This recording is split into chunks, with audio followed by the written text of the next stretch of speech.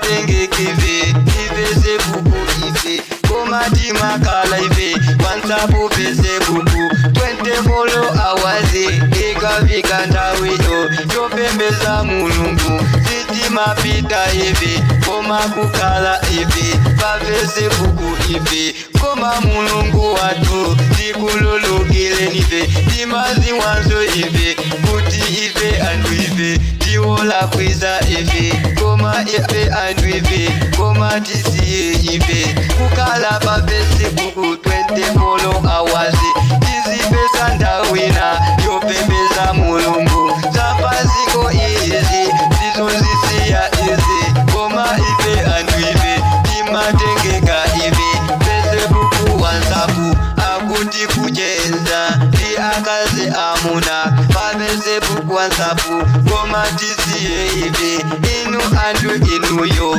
tiyamaliti ive kupembeza mulungu koma timakalabise wansapu pese buku ikadakala kuti pese buku wansapu anayiyambizayo tikumuziwa iyo tikanapita kuko ukamuuza iyo kuti ukuziwa tani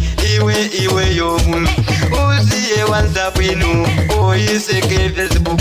chifukwa chakeo andu ambili awa ayamba kupembeza Facebook wansapu koma andu inuyo tiyamaliti ive kupembeza mulungu watu koma sumaze wainu kuti kumwamba uko